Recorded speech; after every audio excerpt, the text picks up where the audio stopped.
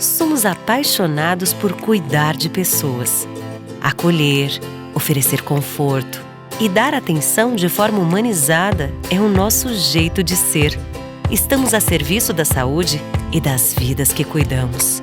Fazer todo mundo se sentir em casa é a nossa maior missão. Cada detalhe é pensado para oferecer o cuidado e o conforto que você merece. É por isso que o Hospital Unimed Erechim está de portas abertas para te atender. Nosso jeito de cuidar se faz presente em todos os ambientes do hospital. Aqui tem tudo o que você precisa para se recuperar e se sentir bem.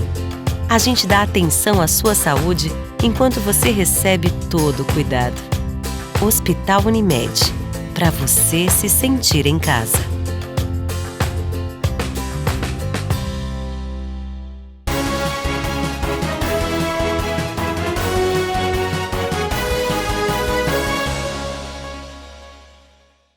Olá, estamos chegando para mais uma edição do Jornal da TV Erechim. E hoje você confere as principais notícias que foram destaque nesta semana. Erechim e região têm diminuição de casos de Covid-19, mas as UTIs continuam lotadas. Escolas privadas realizam movimento para voltar às atividades. Automedicação, um risco diário para a saúde de todos que realizam tal ato. A Assembleia aprova auxílio emergencial para os setores mais afetados pela pandemia no Rio Grande do Sul. Conforme os boletins epidemiológicos divulgados nesta semana, Erechim e também a região começam a apresentar uma decrescente nos casos de Covid-19. Porém, os óbitos continuam acontecendo e as UTIs trabalhando com capacidade máxima. Este não é o momento de descuidar dos protocolos de prevenção, conforme destaca o membro do Comitê da AMAL, Jackson Arpini. Embora os boletins epidemiológicos emitidos pela Prefeitura Municipal indicam que nós estamos tendo uma melhora no número de casos e pacientes internados com a Covid-19, não é momento de relaxar em alguns cuidados.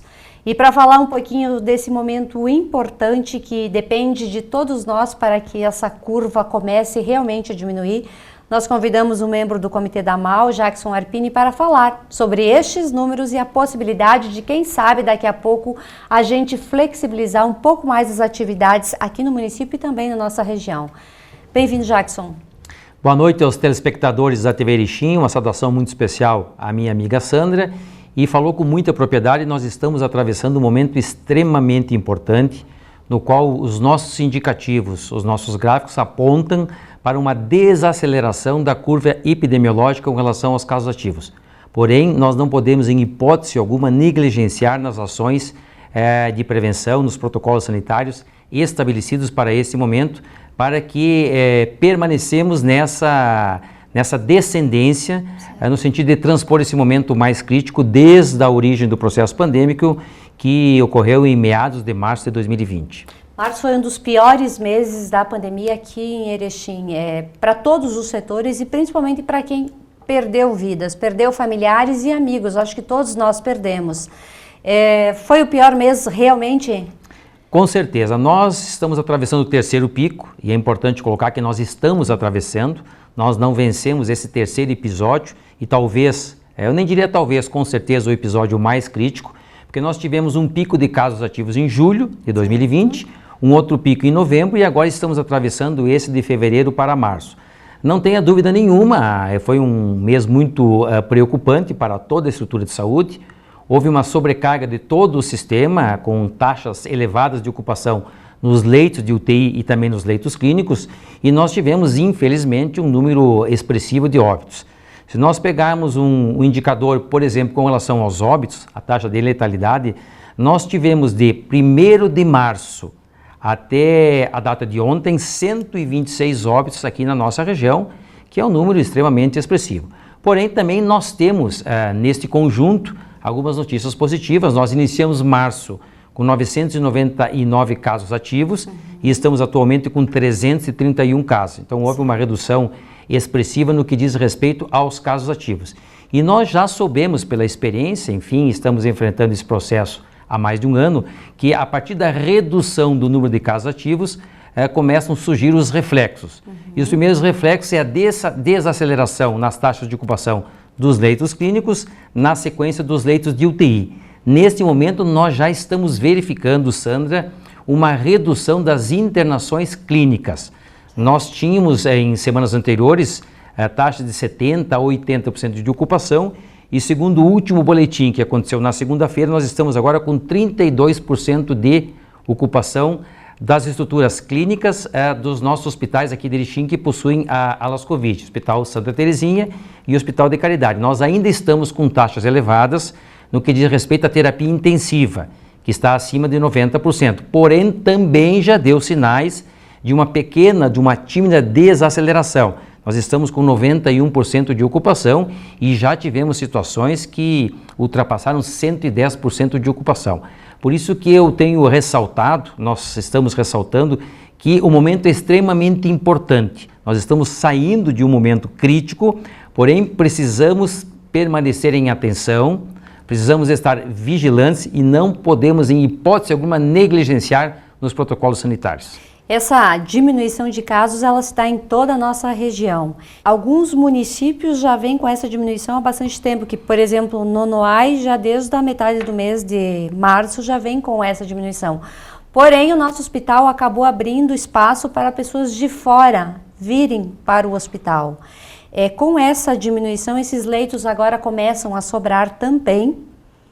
E a expectativa é que cada vez mais a gente tenha folga nos leitos hospitalares e não tenha também a falta das medicações que já começam também a dar algum sinal de perdas nesse momento. O que nós estamos observando? A partir desse cenário mais crítico, nós aprimoramos as nossas análises no que diz respeito à plataforma regional de monitoramento. Certo. Então nós estamos realizando comparativos com relação à evolução da epidemia na nossa região. De forma pormenorizada, município por município. Então, dos 34 municípios, segundo a última avaliação, nós já verificamos que 19 municípios reduziram o número de casos ativos. Isso é extremamente relevante. 4 municípios apresentaram mais casos ativos, sim, mas numa proporção pequena. Veja que de 34, apenas 4 apresentaram uma evolução no número de casos ativos. E 11 municípios permaneceram em estabilidade. Então, nós estamos, como eu falei inicialmente, num processo de desaceleração. Isso levou, inevitavelmente, à redução das internações clínicas. Também já mencionamos isso. Com relação às UTIs, nós soubemos pelas estatísticas que esses pacientes que têm um agravamento, eles ficam em média 14, 21 a 28 dias internados. Então, o reflexo nas UTIs, ele vai demorar um pouco mais de tempo para que a gente consiga perceber nos indicadores e nos gráficos. Certo. Nós estamos com uma preocupação, e aqui falamos em torno da região, realizamos uma reunião do Comitê Regional de Atenção ao Coronavírus com relação aos insumos que você acabou de mencionar. Há uma preocupação com relação à possibilidade de desabastecimento. Várias iniciativas estão sendo tomadas, nós encaminhamos um ofício ao Governo do Estado, encaminhamos um ofício ao Comitê Estadual, encaminhamos também à Secretaria Estadual de Saúde nesse sentido, para que adotem providências para que não ocorra esse desabastecimento. Há uma negociação por parte do governo, de uma interlocução com os países do Mercosul para a importação desses insumos. Há um posicionamento do Ministério que vai suprir essa demanda, porém nós estamos na expectativa que isso aconteça de fato.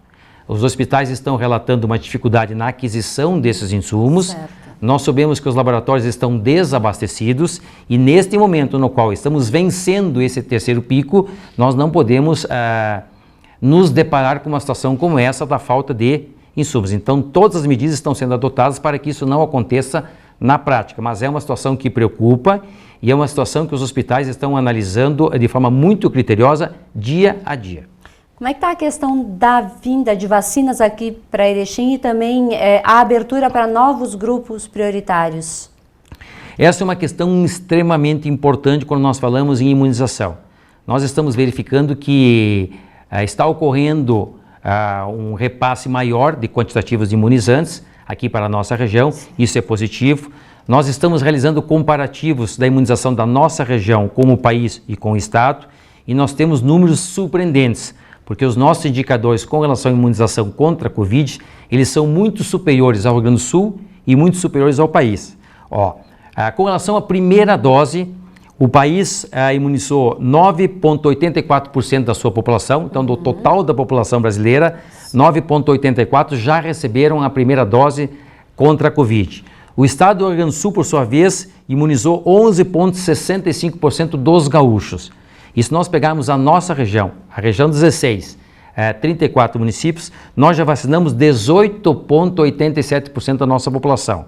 Então é um indicador positivo que, quando nós aliarmos a imunização com a prevenção, nós vamos ter respostas positivas quando falamos do processo pandêmico. Eu acho que neste momento, a melhor ação é essa irmandade. Nós caminharmos de forma progressiva na imunização, mas ao mesmo tempo não relaxarmos nos protocolos sanitários. Associando essas duas medidas ou essas duas ferramentas, nós vamos transpor talvez esse momento mais delicado. Existe a possibilidade de, no mês de maio, chegar um bom lote de vacinas aqui no Rio Grande do Sul. Já se pensou em uma estratégia maior para abranger mais pessoas nessa vacinação ou vocês também dependem do Estado a enviar para cá? Nós adotamos as normativas e os regramentos do Estado e do Ministério da Saúde. Certo. Há uma expectativa muito grande por parte de toda a população brasileira de receber a imunização. Nós sabemos que não há nesse momento imunizante para fazer toda essa cobertura vacinal, porque não há produção suficiente e nós estamos recebendo remessas em lotes. Claro que também percebemos que a cada nova remessa a gente pode ampliar esta campanha de imunização, o que é relevante, o que é positivo para o cenário atual. A partir do novo regramento, a partir das novas normatizações do Estado, nós vamos ampliando os grupos. Fato que ocorreu agora com o pessoal da segurança, certo, que a princípio não estavam elencados nos grupos prioritários do Ministério da Saúde e que por mudança nos rumos ou mudança nas normatizações foram imunizados. Então nós acreditamos que a partir de abril, maio, junho, o município e a região receberá um número maior de imunizantes, o que possibilitará a ampliação dessa campanha. Hoje é dia da saúde e a gente sabe que a prevenção é o melhor remédio quando a gente fala em saúde. Na próxima semana também inicia a vacinação da gripe. É importante as pessoas também fazerem essa vacina, mesmo que já tenham feito essa vacina da Covid-19?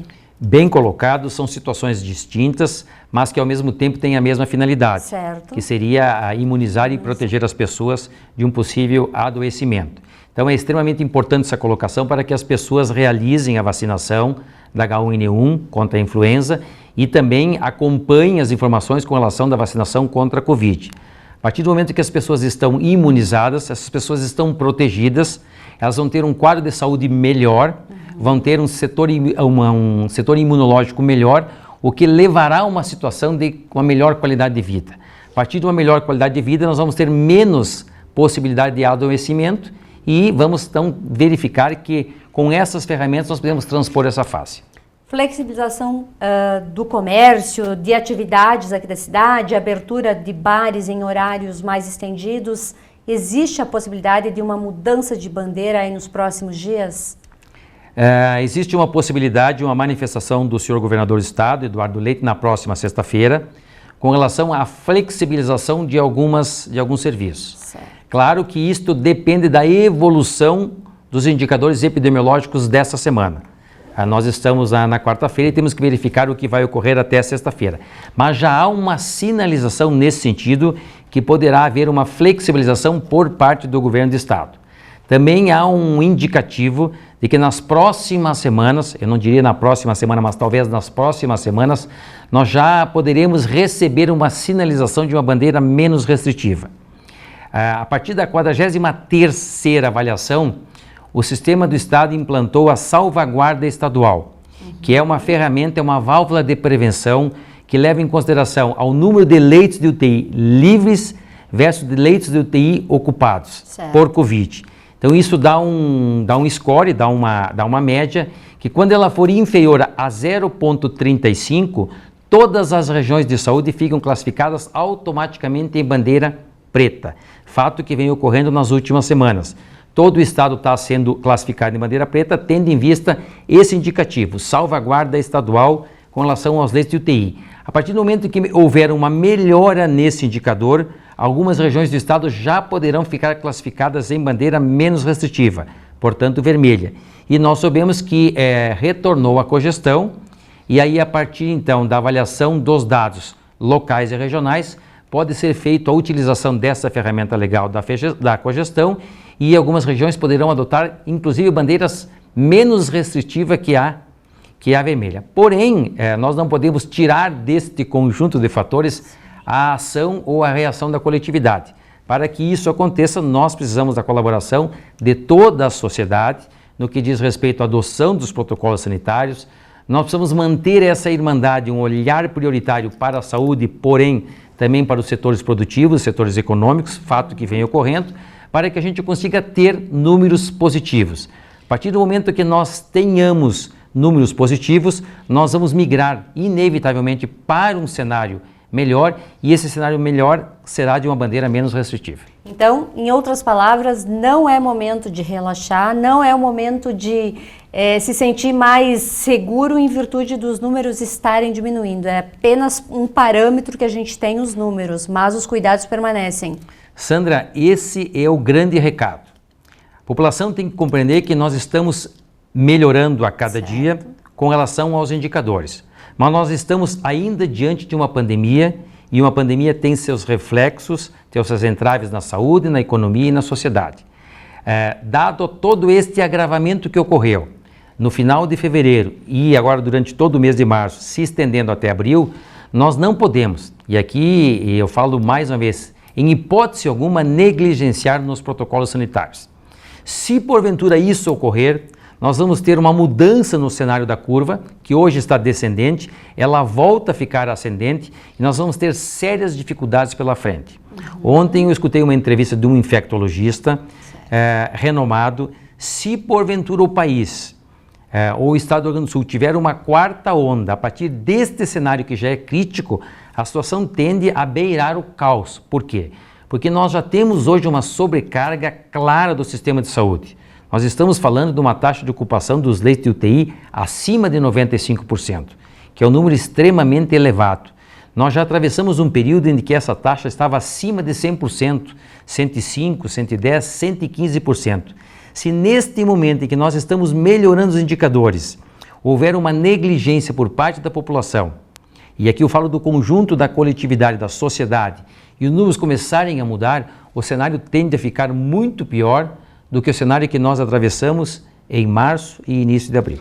Manter os protocolos é a chave para uma solução desse problema. E a vacinação em massa também, mas essa a gente sabe que vai demorar ainda alguns meses para que aconteça. Nós temos que trabalhar nesse sentido, associar a imunização que vem ocorrendo. A cada dia nós temos números crescentes com relação à cobertura vacinal. Nós temos pela frente agora a campanha da vacinação contra a influenza, que também exerce um papel fundamental neste contexto como um todo, e nós estamos aqui mais uma vez conclamando, fazendo um apelo a toda a comunidade para que adotem os protocolos sanitários, que já é de conhecimento de todos, para que a gente consiga minimizar esses números. Minimizando esses números, nós vamos automaticamente para um cenário mais promissor. Um cenário mais promissor significa uma bandeira menos restritiva e um olhar para a saúde e para os setores produtivos e para o conjunto da sociedade. Na quinta-feira, pela manhã, aconteceu um ato promovido por diretores, professores e pais de alunos das escolas privadas.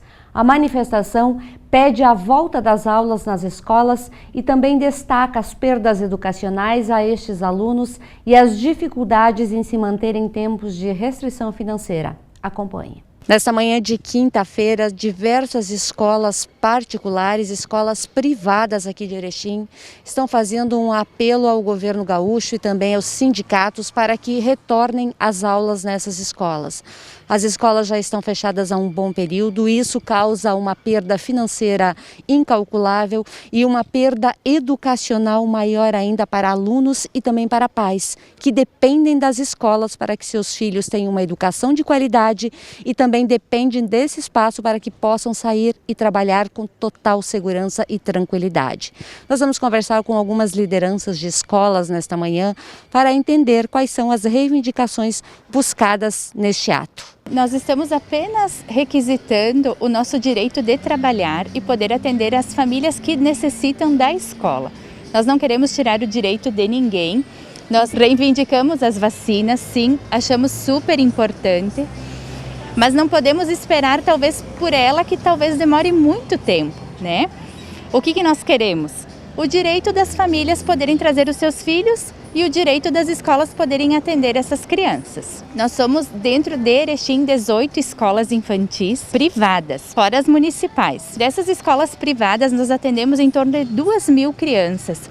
E são 200 profissionais também que estão envolvidas em todo esse trabalho, em todo esse processo, que estão comprometidas de alguma forma, se a situação perdurar, talvez em futuras demissões, o que nós não queríamos. A gente sabe que as famílias estão tendo que trabalhar e, acima de tudo, ter que deixar em algum lugar.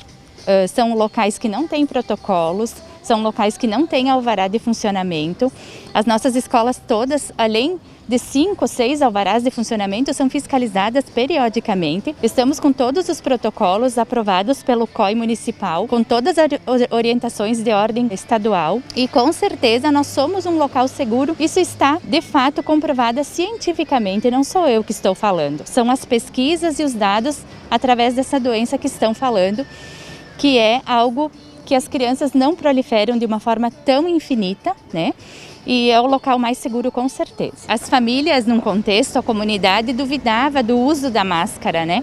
Eles usam a máscara, eles são muito mais disciplinados do que alguns adultos. A gente está impressionado do tanto que eles cuidam com o uso do álcool gel, com a lavagem das mãos, tudo dentro do que a gente tem orientado a eles. Com o apoio do nosso sindicato, o Sindicreches, que é o sindicato das escolas infantis privadas, estamos mobilizados para tentar ver se a gente consegue reverter essa situação dando direito a quem quer. Quem não quer não tem obrigação nenhuma de mandar seus filhos, mas não tirem o nosso direito, o direito dos pais que precisam da escola. As crianças estão adoecendo.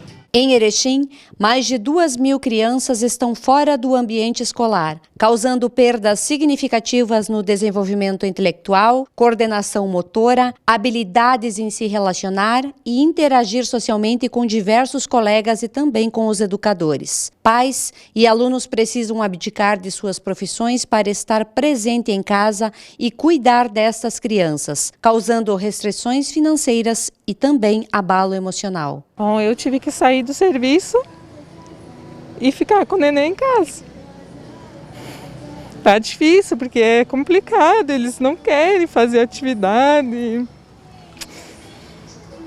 Aí tu tem que insistir para brincar com ele. Tu não tem todas as manhas de professora, né? Mas estamos levando. Tento aqui com a professora para mim tentar também a volta do trabalho, né?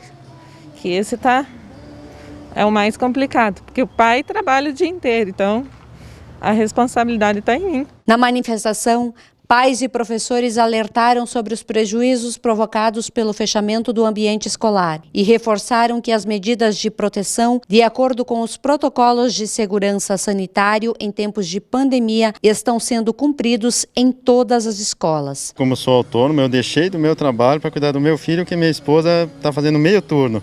Então eu fico cuidando do meu filho e a minha esposa trabalha. Enquanto um trabalha, um cuida da criança. Como eu não posso, como eu sou autônomo e não posso ficar para cá e para lá, fica eu em casa cuidando dele e ela fica trabalhando. Só que faz meio turno, às vezes é de manhã, às vezes é de tarde. Então daí deixei do meu trabalho para cuidar do meu filho. Ele já está acostumado com a creche. Aí ele fica muito bravo, desinquieto, às vezes ele sente falta do coleguinha, às vezes ele quer sair para vir para a escola e não pode, porque a escola está fechada. É bem difícil, complicado, porque também ele não tem o que entreter ele em casa às vezes. É difícil segurar. Então, daí, como é difícil segurar a criança, é bem mais complicado do que se imaginava. Ele tem que estar ali fazendo careta, caras e bocas, e assim mesmo é pouco. É uma criança bem desinquieta. E ele já estava socializado, já estava acostumado com o dia a dia. Então, para ele ver uma pandemia assim, ele acha que está no hospital. E quando ele já nasceu numa época de pandemia, ele viu todo mundo de máscara. Daí ele vem para a escola, que era máscara só com os professores, com os coleguinhas nem tanto. Vem em casa direto, ele estranha muito. O grupo de pais e professores e também os administradores de escolas pedem a abertura imediata do ambiente escolar. Em 2020, foram 7 meses de fechamento. E neste ano, as escolas estão fechadas desde o dia 8 de março. Para nós também é bem complicado, né? Tanto quanto o lado profissional quanto o lado pessoal, porque a gente precisa deixar os filhos em casa. Eu, por enquanto, ainda tenho a minha mãe, né? Eu dependo dela, mas ela também está no grupo de risco. E ele pede muito para vir à escola, ele gosta de vir à escola. Quando eu saio para trabalhar, eu explico para ele, ele pede para vir. Então, esse ficar em casa é muito complicado para ele. Ele pede as atividades, ele pede pelos colegas, ele está sempre cantando musiquinhas da escola referente ao dia a dia deles. Então, para nós também, quanto profissionais e quanto o lado pessoal, como mãe, é bem complicado. Para eles também está sendo bem difícil, porque eles pedem para voltar à escola. Eles acabam perdendo muito, né, nessa parte da socialização, porque acabam não frequentando a escola, não tendo os amigos por perto. Acaba se tornando depois mais difícil essa parte de mais eles, né? Eles acabam ficando muito individualistas nessa parte social. E na parte educacional também, porque acaba criando um déficit. Querendo ou não, quando a gente precisa deixar as crianças em casa com outras pessoas, eles não vão ter a atenção que eles têm na escola. Passando muito mais tempo na televisão, no celular e perdendo essa parte educacional tão lúdica que a escola tem um papel importante para fazer. As escolas estão fechadas em virtude de uma liminar movida pelo CEPERS e também pelo Simpro, que solicita vacina para todos os professores atuarem em sala de aula de forma segura. No próximo bloco, você confere automedicação, um risco diário para a saúde de todos que realizam tal ato. E a Assembleia aprova auxílio emergencial aos setores mais afetados pela pandemia no Rio Grande do Sul.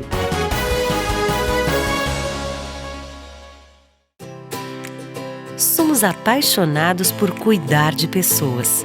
Acolher, oferecer conforto e dar atenção de forma humanizada é o nosso jeito de ser. Estamos a serviço da saúde e das vidas que cuidamos. Fazer todo mundo se sentir em casa é a nossa maior missão. Cada detalhe é pensado para oferecer o cuidado e o conforto que você merece. É por isso que o Hospital Unimed Erechim está de portas abertas para te atender. Nosso jeito de cuidar se faz presente em todos os ambientes do hospital. Aqui tem tudo o que você precisa para se recuperar e se sentir bem. A gente dá atenção à sua saúde enquanto você recebe todo o cuidado. Hospital Unimed, para você se sentir em casa.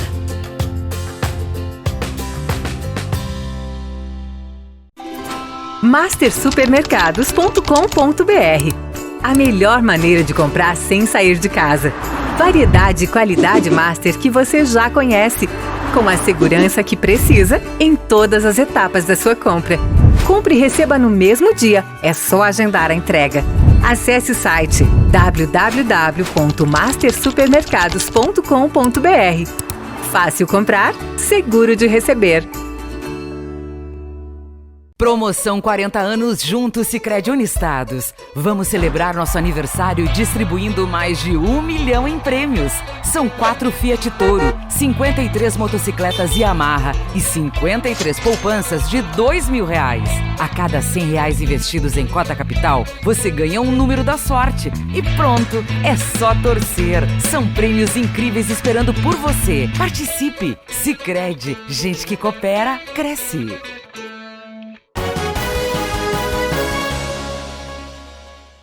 A automedicação se caracteriza pela prática de tomar remédios sem a avaliação prévia de um profissional de saúde. Nessas situações, a pessoa tende a medicar-se por conta própria ou por indicação de amigos ou familiares e conhecidos. Tal hábito geralmente está relacionado à intenção do paciente em aliviar alguns sintomas. Mas se você anda se medicando sem orientação, pode estar correndo sérios riscos de criar um problema de saúde que pode te levar a desenvolver problemas crônicos ou até mesmo a óbito. Nesta semana, a Organização Mundial de Saúde emitiu um alerta em virtude da automedicação. A pandemia da Covid-19 trouxe muitos medos para muitas pessoas e isso as levou a consumir muitos remédios que não poderiam ser administrados ou não poderiam estar sendo consumidos da forma que estão sendo consumidos. Então, segue aí um alerta, segue aí uma forma de chamar a atenção de vocês que a automedicação pode ser prejudicial sim à saúde e em alguns casos ela pode inclusive levar a óbito. Então, muito cuidado na hora de se automedicar. Para conversar um pouquinho sobre este assunto, nós convidamos o Paulo Henrique Saldanha Boton. Ele é farmacêutico da Prefeitura Municipal de Erechim, atende na Secretaria de Saúde e nós vamos falar um pouquinho sobre os riscos da automedicação. Bem-vindo. Obrigado, é um prazer estar aqui, Sandra. Em tempos de pandemia e essa avalanche de informação que a gente acaba tendo, toda hora vem uma informação nova de que um medicamento funciona, o outro não funciona também, e assim está indo, as pessoas estão correndo para a farmácia comprar remédio. Isso é prejudicial? Quando a gente fala de medicamentos, os medicamentos exercem um fascínio sobre a população, isso sem dúvida nenhuma. O que a gente tem que levar em conta é que qualquer medicamento sempre vem junto com seus efeitos colaterais. Qualquer medicamento pode causar efeitos colaterais, mais graves ou menos graves. Atualmente a gente vive alguma polêmica sobre alguns medicamentos, se devem ser usados ou não, mas o que os pacientes devem levar em conta é que sempre devem seguir ou a orientação de um médico ou de um profissional da saúde que possa orientar o uso adequado do medicamento para que eles não façam um mau uso deles. Certo. Algumas pessoas, inclusive, tomam, por exemplo, remédio para pressão, que é muito comum hoje as pessoas tomarem. De repente, vão estar tomando uma medicação assim, sem conhecimento do medicamento, pode dar uma reação adversa? Sem dúvida, sem dúvida. Especificamente nesse caso que tu falou da hipertensão, existem N medicamentos para hipertensão de diferentes classes farmacêuticas. Certo. Então, o que é o ideal para João, nem sempre é ideal para Pedro ou para Paulo. Tá? Então, a escolha do medicamento, e a gente toma como exemplo a hipertensão nesse caso, a escolha do medicamento vai levar em conta diversos fatores e a prescrição de um medicamento, ela não é uma receita de bolo, em que a gente imprime e serve o bolo para casa X para casa Y. Né? Ela sempre leva em conta fatores individuais do paciente e critérios diagnósticos que vão direcionar qual é a melhor escolha de medicamento para cada caso. Isso serve para hipertensão, mas também para outras doenças, né? Desde um simples resfriado até doenças mais graves, né? Sempre isso deve ser considerado. Pois é, já que tu tocou nesse assunto de resfriado, a gente já está no mês de abril, daqui a pouco começa a esfriar, começa aquele tempo chuvoso aqui no Rio Grande do Sul, e os fatores climáticos, eles influenciam muito no nosso bem-estar, na nossa saúde. E aí é que entra aquela questão assim, tô resfriada, devo ir na farmácia comprar um medicamento, aquele que padrão todo mundo toma, ou nesta época em que a gente vive um processo pandêmico, seria melhor ter uma opinião formada de um profissional médico que nos orientasse de uma forma mais correta? É importante a gente levar em conta que a definição de automedicação, ela contempla todo o ato de se medicar sem a orientação de um médico ou de um dentista, que também pode prescrever medicamentos. No entanto, a automedicação, até certo ponto, ela é prevista, tá? Para casos leves, para casos agudos, para que os pacientes tenham uma certa autonomia de tratar quadros leves. Uma dor de cabeça, uma dor simples, um quadro... Dor muscular, resfriados, enfim, quadros menos graves, tá? Isso é importante também, o fato, e para isso existem medicamentos específicos, que são os medicamentos não tarjados, que a gente chama.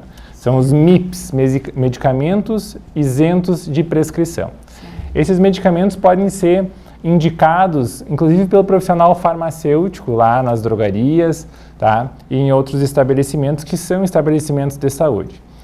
No entanto, se o tratamento não resolve a situação, sempre deve ser procurada ajuda para que um medicamento mais... Se esse medicamento isento de prescrição não resolveu a situação, uma orientação médica deve ser procurada para que um medicamento mais adequado seja receitado. E no caso dos antibióticos, tomar antibiótico, muitas vezes aquele que sobrou até do filho ali, teve um resfriado, tem um pouquinho na caixinha, eu vou aproveitar porque eu também tenho. Qual é o risco de fazer isso? Porque acontece muito isso nas famílias. Acontece, tá? Os antibióticos são uma classe de medicamentos que inspiram um cuidado especial, tá? Por quê? A razão de existir dos antibióticos é para combater especialmente infecções bacterianas, tá? Então, a partir de 2011, a RDC 20 de 2011 da Anvisa criou diretrizes tanto para prescrição quanto para dispensação de antimicrobianos nas farmácias e estabelecimentos de saúde.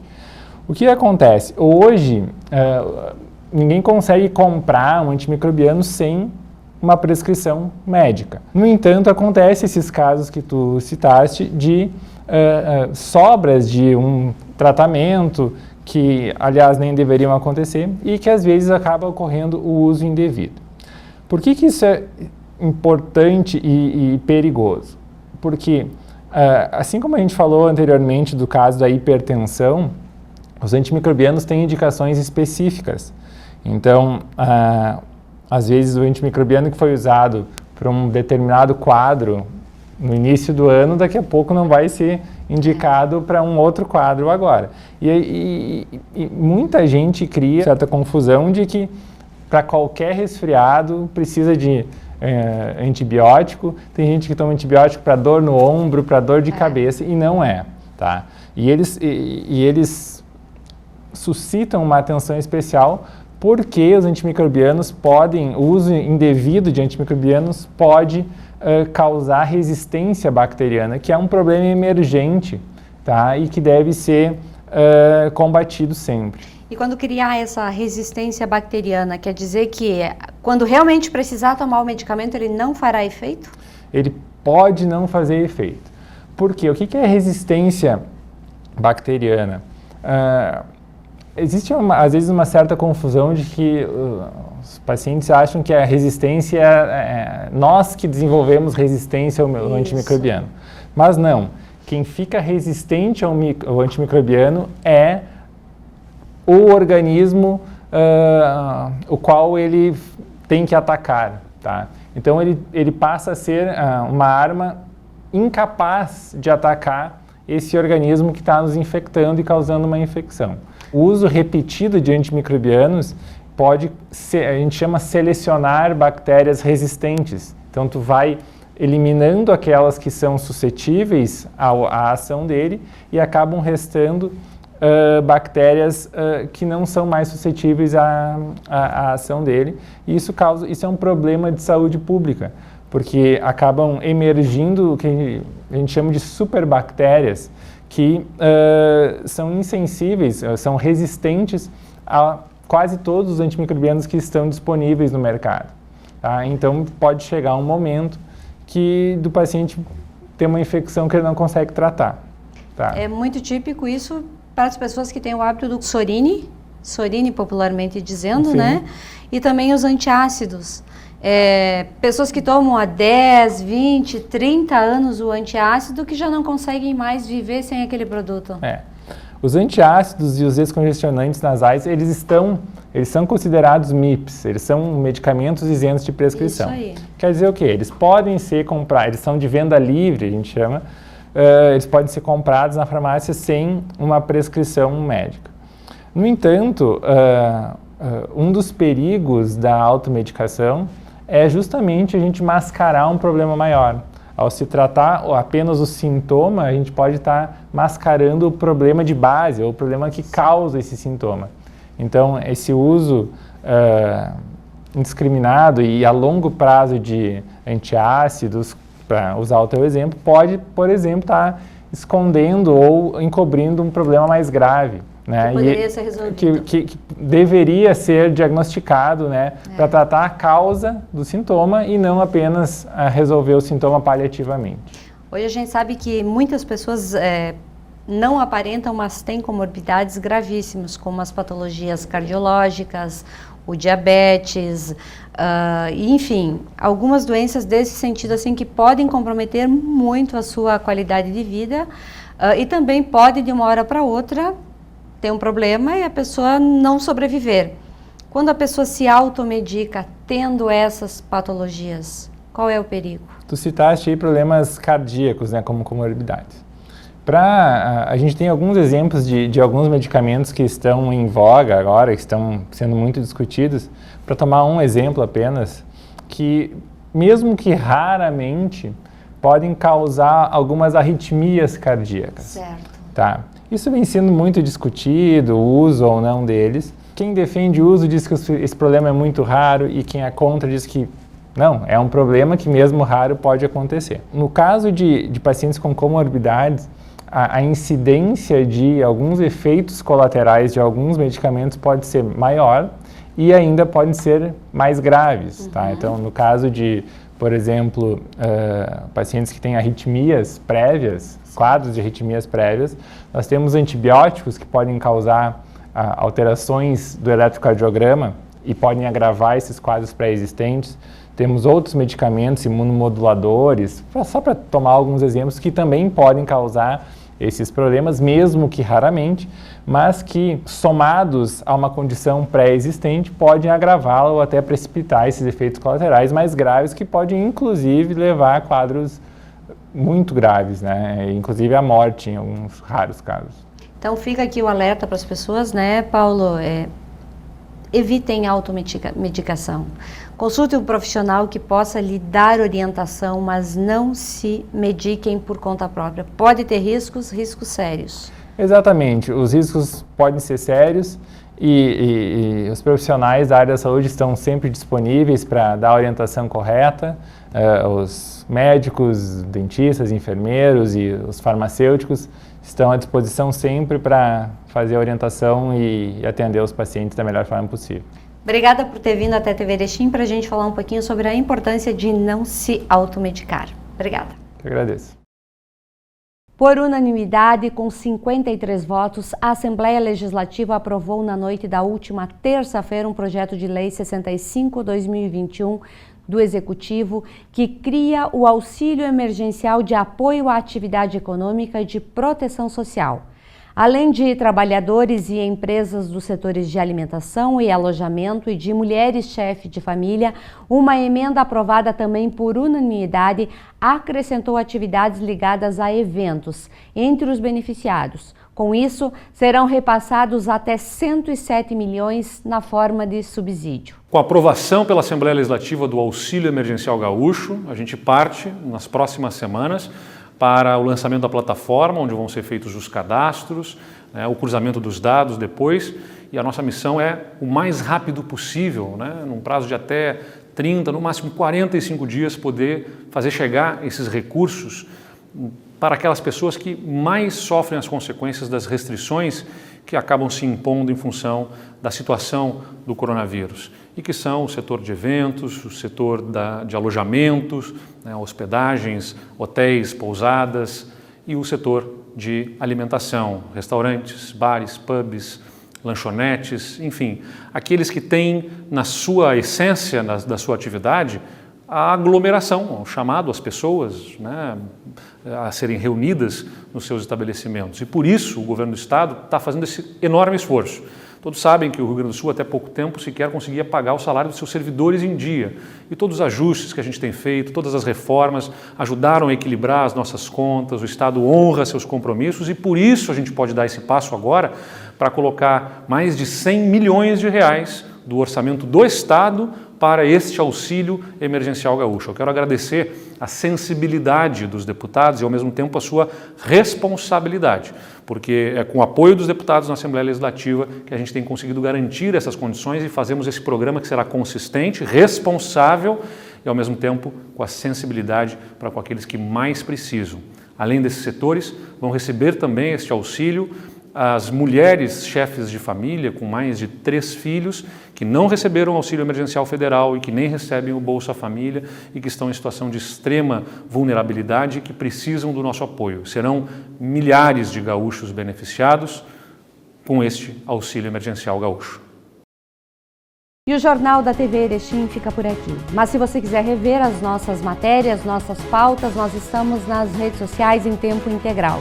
Nos acompanhe e nos siga. A todos vocês um excelente final de semana e a gente se encontra novamente na segunda-feira com outras notícias e novas pautas.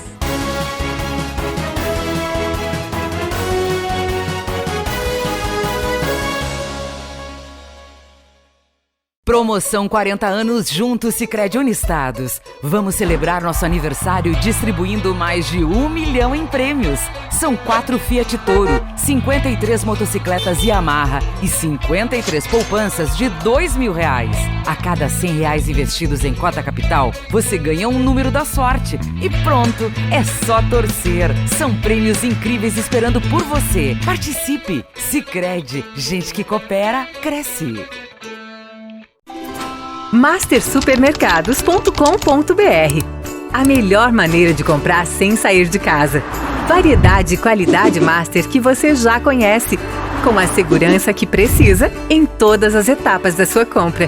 Compre e receba no mesmo dia, é só agendar a entrega. Acesse o site www.mastersupermercados.com.br. Fácil comprar, seguro de receber.